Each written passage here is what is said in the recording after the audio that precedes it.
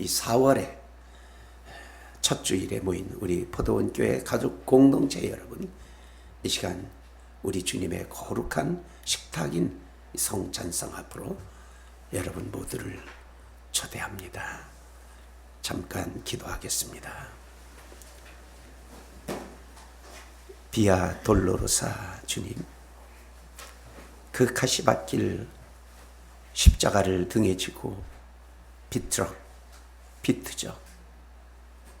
넘어지고 다시 일어서고 참으로 바라보는 여인들이 흐느끼고 안타까워했던 그 길, 그 고통의 길을 오늘 깊이 묵상하나이다.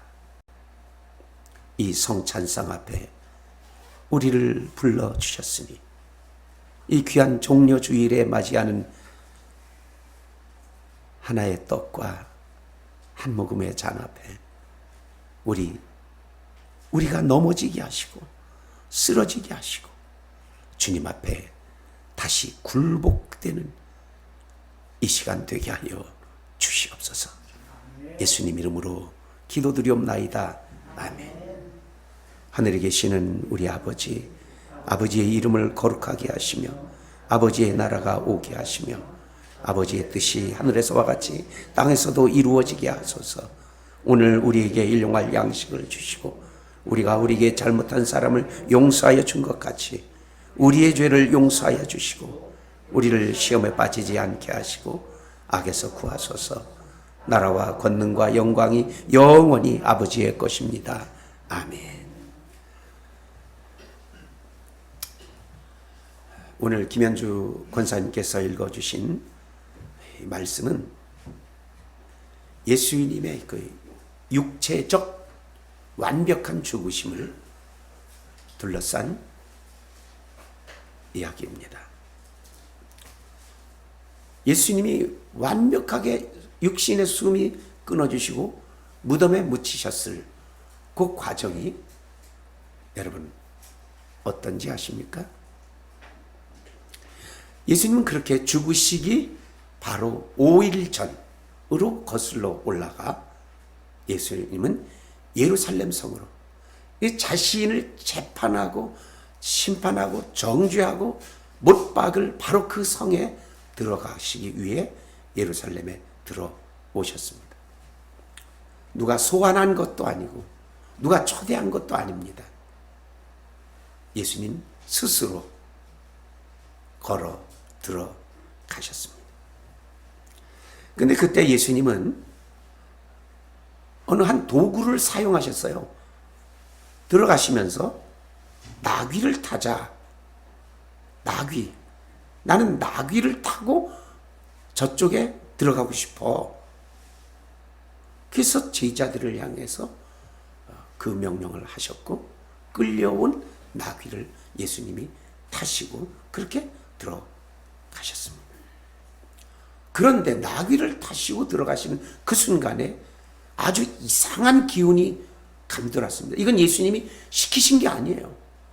누가 어느 감독이 연출한 것도 아니고 지휘자가 있어서 지휘를 한 것이 아닙니다. 그냥 자연 발생적인 어떤 현상, 사람들의 부르짖음입니다. 평소에 그런 예수님께서 뭐를 타고 어디를 이동하고 배를 타고 바다를 건너 그 호수를 건너는 거는 있지만 이런 이야기는 복음서에 없는 그 다른 곳에는 없는데 요 순간에 짐승을 타고 나귀를 타고 이제 이동을 하시는 순간에 기다렸다는 듯이 많은 사람이 몰려들어 예수님을 향해 외쳤습니다. 그 외침 소리가 바로 이거예요. 호산나! 그 호산나는 성경에 호산나로 되어 있지만 그 부르짖음은 호시안나, 정확하게는 호시안나인데 그 호시안나라고 하는 말의 뜻이 우리를 구원해 주십시오. 이상한 거예요. 예수님이 군인도 아니고 총사령관 대장도 아니고 그렇다고 지금 어마어마한 준마를 타고 계신 것도 아니고 힐링되는 조랑말 비슷한 나귀 한 마리 타고 있는 민간인 예수를 향해서 많은 군중이 호시아나를 외쳤다는 것. 더군다나 그 군중의 손에는 종려나무까지. 종려나무까지를 막 흔들어 제끼는 겁니다. 이것은 하나의 그 시대의 풍습을 우리가 이해를 해야 되는데, 외국에 전쟁을 나갔다가 승리하고 많은 탈취물을 가지고 그리고 개선 장군에게 하는 행위였습니다. 군중들이. 그 여인들과 노인들, 아이들 할 것 없이 다 나와서 승리하고 오신 대장님 환영합니다. 우리를 구원해 주십시오 하고 외치는 그 호산나를 예수님, 민간인 33살의 이 나귀를 타고 있는 그분에게 그렇게 했다는 거예요. 바로 그날이 지금 오늘 부활주의를 일주 앞둔 바로 시간으로 보면 그렇다는 거예요. 그래서 부활주일 일주일 전의 주일을 종려주일이라고 이름을 붙인 것이 바로 그 사건을 상기하고 기념하기 위한 것입니다. 그렇게 예루살렘에 들어가셔서 예수님은 그 짤막한 4일 5일 동안을 아주 의미 있게 보내십니다. 예수님의 행위 하나 자체가 하나님의 메시지요 설교였습니다. 예수님께서 내가 지금 시장하다 무화과를 따먹어야 되겠다 하는데 푸른 잎사귀만 가득해요. 그래서 저주를 보내요. 그 무화과가 말라 비틀어져요. 이것은 그 자체가 교훈인데, 잎사귀만 무성한 열매 없이 잎사귀만 무성한 같은 그런 하나님의 백성이라고 하는 그 시대의 아브라함의 후손이라고 하는 자만하던 사람들을 그렇게 야단치신 거죠. 예루살렘 성전에 들어가셔서는 쓸데없이 장사하고 돈 바꾸고 세상의 욕심으로 가득한 그런 상들을 둘러 엎으시며 채찍을 휘두르시고 고성을 지르셨습니다. 나가라! 이 강도 같은 사람들아. 성전을 깨끗이 하시는 그 일도 하셨고, 많은 사람들을 자기 앞에 오는 그 반대자들, 그들을 향해서 세상의 종말에 대해서 기나긴 말씀, 예언, 그리고 비유 말씀, 여러 가지 말씀을 하셨습니다. 그렇게 한 주간을 보내고 이제 목요일 저녁에 주님은 잡히시기 직전에 전례대로 이스라엘의 풍습대로 6월절 만찬을 차리게 해서 어느 한 다락방에 들어가셔서 떡을 떼어주고 잔을 부어 마시면서 오늘 우리가 아는 성찬식을 그때 거행하십니다. 그리고 제자들, 먼지 묻은 제자들의 발을 하나하나 씻어주시는 세족의 의식도 하셨습니다. 사랑해야 한다. 내가 너희들 이렇게 사랑해 주는 것처럼 너희들도 똑같이 나가서 서로의 발을 씻어주면서 사랑만이 최고의 계명이다. 이것을 강조하시면서 그 밤을 그렇게 보내시고 나가셔서 겟세마네 동산이라는 그 산에 가셔서 늘 거기에 기도하시던 그 산에 예수님은 아마 예수님의 평생에 가장 간절한 기도를 드리셨을 것입니다. 하나님 앞에 한 인간으로서 이제 십자가를 앞에 둔 한 고통의 몸을 지금 가지고 있는 인간으로서 아버지 하나님, 내가 이 잔을 받지 않으면 안 되겠습니까? 몸부림치면서 얼마나 그 기도가 강렬했든지 성경에는 그 기도할 때 흘리시는 땀방울이 마치 떨어지는 핏방울과 같았다고 말할 정도로 그렇게 애절하고 간절한 기도를 드리시지만 결국 아버지여, 내 원대로 마옵시고 아버지의 원대로 되기를 원하나이다. 두 번, 세 번 그렇게 기도를 반복하시고는 다가온 배신자 유다의 손에 선생님 안녕하세요. 예수의 볼에 배신자의 키스를 받아가며 그리고 따라온 그 군병들의 손에 잡히셨습니다. 잡히신 후에는 곧바로 여러분 밤이면 잠을 자야 되잖아요. 그날 밤에 예수님은 끌려가서 곧바로 그 밤에 재판을 받고 사형 판결을 받으십니다. 밤새껏 재판을 받으시고 아침에 십자가 통나무를 스스로 자기가 처형당할 그 십자가를 예수님은 등에 지시고 좀 전에 올람 프레이즈가 찬양했던 비아 돌로로사 그 고난의 길이라고 하죠. 거기를 골고다 십자가 언덕까지 가셨습니다. 그리고 결국 십자가에 못을 박히셨습니다. 철저하게 아침 9시에 십자가 처형이 집행되고 매 달리신 후에 9시에서 10시, 11시, 12시, 오후 1시, 2시, 3시, 6시간을 그렇게 고통하시고 온몸이 칼갈이 찢어지는 것과 같은 그 고통을 처절하게 6시간을 당하시고 숨을 거두십니다. 그렇게 숨을 거두시면 이제 이 시신을 내려야 될 거 아닙니까? 그래서 내렸어요. 그때에 웬 남자가 달려옵니다.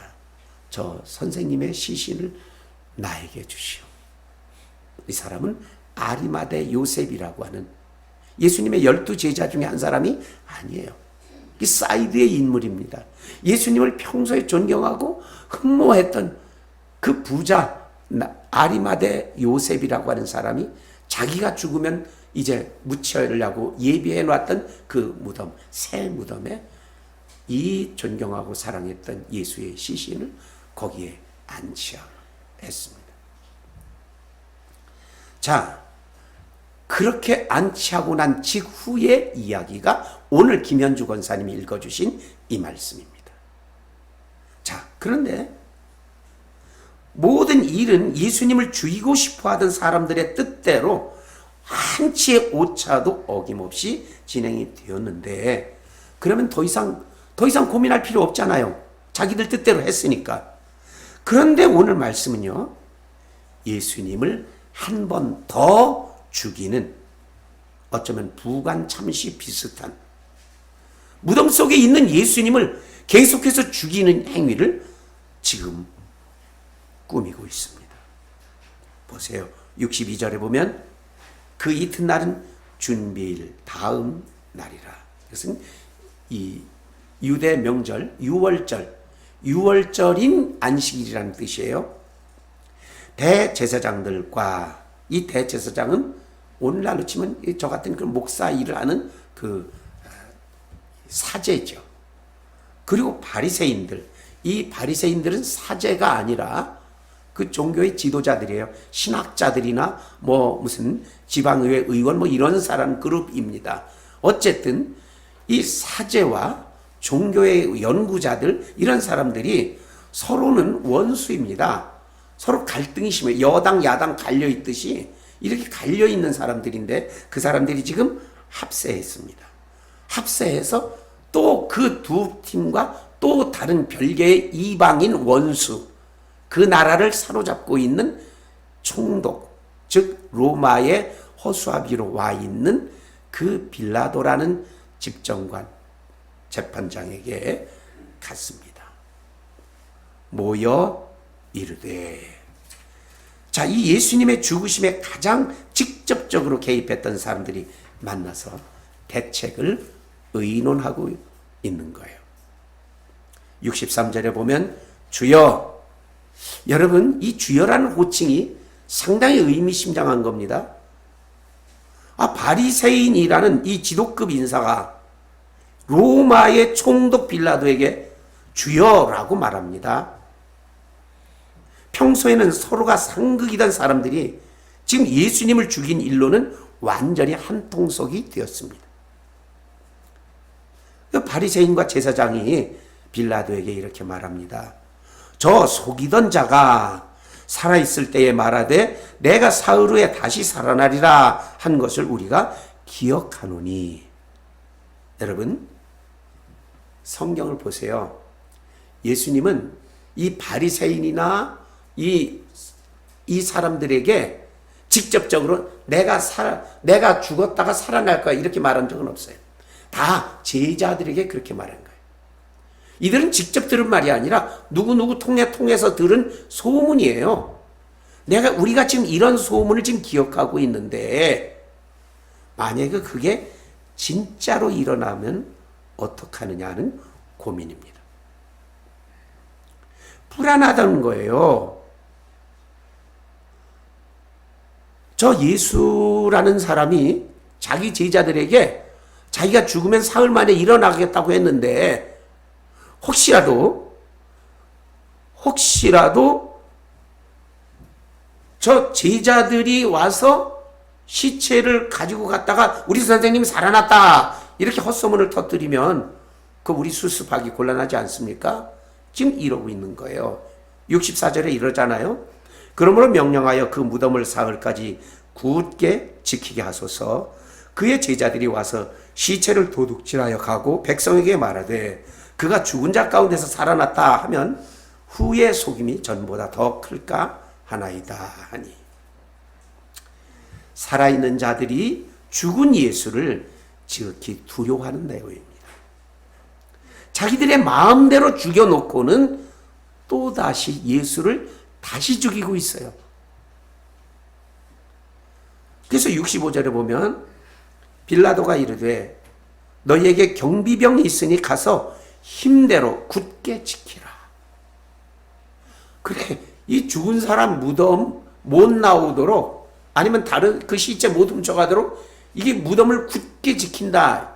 이 공권력을 그런 데다 투여하는 거 이거 너무 우스꽝스러운 일 아닙니까? 이 바리새인 이 제사장들의 의견에 이 빌라도도 한마디로 오케이 지금 하는 거예요. 빌라도 쪽에서 볼 때 아주 참 그래 너희들 참 잘 논다 그래 알았어 얼마든지 지켜 그래 꼼짝 못하게 저 시체 튀어나지 못하게 누구도 훔쳐가지 못하게 잘 지켜봐 지금 이러고 있는 거예요. 얼마나 이 빌라도의 마음엔 비웃음이 가득할까요? 오늘 66절에 보면 그들이 경비병과 함께 가서 돌을 인봉하고 무덤을 굳게 지켰다. 부활이 겁냈든지 제자들이 시체 가져갈까 그게 겁냈든지 어쨌든 예수를 죽여놓고도 계속 이 사람들은 두려운 거죠. 이렇게 참으로 예수님을 여러 번 죽였습니다. 십자가에서 한 번 죽이고 속이는 자라고 예수님의 명예를 또 죽이고 죽은 예수가 살아나올까 봐 돌문을 지키면서 예수를 향한 불신으로 또 죽이고 맥없이 달아난 제자들이 뭐가 겁나는지 그들이 시체를 훔쳐가지 못하도록 막는 것으로 예수의 영향력을 또 죽였습니다. 근데 여러분 이게 그들이 예수를 죽인 겁니까? 사실은 예수님께서 자기 목숨을 내어 주신 거였어요. 예수님은 이렇게 말씀하셨잖아요. 인자가 온 것은 섬김을 받으려 함이 아니라 도리어 섬기려 하고 자기 목숨을 많은 사람의 대속물로 주려 함이니라. 여러분 우리가 예배를 시작하면서 사도신경을 고백할 때 뭐라고 했습니까? 빌라도에게 고난을 받으사 십자가에 못 박혀 죽으시고 이러지 않았어요? 빌라도에게 고난을 받으사 십자가에 못 박혀 죽으시고. 여러분 이 부분에서 우리는 빌라도의 간사하고 이기적이며 폭력적이고 무책임하고 불신앙적인 모습을 보아요. 그 상상은 틀린 게 아닙니다. 빌라도가 그런 사람 맞아요. 그리고 예수님은 그런 빌라도에게 의해서 죽으셨습니다. 그런데 문제는 그 빌라도의 인간적인 모습이 나에게, 여러분 모두에게 고스란히 있다는 말씀이옵시다. 사도신경의 빌라도는 모든 죄인의 대명사일 뿐입니다. 그러니까 그 빌라도라는 이름을 지우고 내 이름, 여기에 설교를 하고 있는 이근형이라는 이름을 넣는다면 그와 아주 정확한 표현입니다. 빌라도라는 이름을 X치고 여러분 자신의 김아무개, 서아무개, 박아무개, 최아무개 여러분의 이름을 쓴다면 그건 아주 정확합니다. 여러분, 예수님은 나 때문에 죽으셨습니다. 지금도 우리는 예수님을 자꾸만 죽이고 또 죽이는 범죄를 저지르고 있습니다. 제가 신학교 공부할 때요, 신학교에서는 여러 이 교회 목사가 되어서 여러 할 것을 가르치는 곳이 신학교잖아요. 성찬식도 그때 교육받았어요. 근데 신학교니까 여러 가지 실험을 하잖아요. 성찬식 실험을 할 때였어요. 수련회를 가서 이 성찬 예식을 집행하는 그런 공부를 하고 있는데 그 실험을 담당한 목사님 선생님께서 이 양푼, 출렁대는 이 양푼에다가 이 포도주 잔을 들들들들 포도주를 세숫대 물처럼 이렇게 부었어요. 그리고 한쪽에는 빵을 이만큼 쌓아 놓으십니다. 줄로 줄 서서 여학생 남학생 할 것 없이 한 줄씩, 지금 우리가 성찬식 하듯이 그날도 그랬습니다. 쭉 나와서 차례대로 빵을 뜯어서 예수님 역을 맡은 교수님이 전해주는 빵을 받고 우물우물 씹습니다. 이 예수님의 살이라는 거예요. 그것만도 그 신학생, 이 젊은 신학생들이 죄송해서 어찌할 바 모르고 흐느끼고 있는데 이 다음 또 예수님 역을 맡은 또 교수님 한 분이 앞에 서 있는 양푼에 들려있는 그 포도주, 그거는 그분이 떠주시는 게 아니라 내가 두 손으로 마시는 겁니다. 지금은 그렇게 하면 뭐 위생일 때문에 뭐 난리 날 일이지만 그때에는 그렇게 했습니다. 근데 양푼에 앞에 친구들이 이렇게 다 와서 한 번씩 마시고 나도 마시는데 내가 마시려고 양푼을 드는 순간 소스라치게 놀랐습니다. 그 시뻘건 예수의 피라고 생각되는 포도주 잔, 일렁이는 그 포도주 잔에, 포도주 양푼에 내 얼굴이 투영됩니다. 제 얼굴이 거기에 비춰져 일렁이는데 이리저리 일렁이고 찌그러지는데 흉하기가 보통 흉하지 않아요. 죄인의 얼굴이 거기 고스란히, 내가 주님 앞에서, 내가 예수님의 피 앞에서, 내가 하나님 앞에서 이런 일그러진 모습이구나. 여러분, 우리는 다 그와 같은 찌그러진 인간체입니다. 오늘 설교 말씀 제목으로 삼은 굳게 지키라라는 이 말은 빌라도가 했던 말이에요. 시체 굳건히 지켜라. 예수가 부활할 것이 두렵고 겁쟁이 제자들이 혹시 와서 시체를 훔쳐갈 것이 두려운 빌라도가 그 무지막지한 불신, 그리고 예수를 반대했던 종교 기득권자들이 그렇게 예수님의 무덤을 굳게 지켜서 예수를 영원히 죽은 과거의 인물로 만들어 그래야지 자기들이 걱정 없이 살 것 같았거든요. 그래서 굳게 지키라는 거였어요. 여러분, 그런데 놀랍게도 예수님은 굳게 지키라, 영원히 시체로 썩어 없어지기를 원했던 그 사람들을 위해서 예수님이 죽으셨다는 겁니다. 더 놀라운 사실은 빌라도를 닮은 나, 바리새인의 위선과 재물에만 탐나던 탐욕의 제사장들을 닮은 지금의 나를 위해서 예수님은 스스로 그렇게 죽으셨고 무덤으로 가셨다는 얘기입니다. 여러분, 오늘 이 종려 주일은 그 사실을 기억하고 성찬을 나누는 날입니다. 이번 한 주간 바로 그렇게 죽으신 예수님을 집중적으로 기억하며 어떻게 하면 나를 위한 대속물이 되어 십자가에 죽으신 그 주님의 백성으로 살 것인가 깊이 깊이 성찰할 수 있기를 바랍니다. 오 하나님, 예수님이 십자가에 신음하실 때 얼마나 아프셨습니까? 예수님께서 엘리 엘리 라마 사박다니 부르짖으실 때 마음이 어떠셨습니까? 아들아, 이것은 내 몸이다 라고 하실 때 주님의 마음이 어떠하셨습니까? 이것은 내가 너에게 주는 약속의 핏잔이라 할 때 피를 나누어 주셨던 예수님 어떠하셨습니까?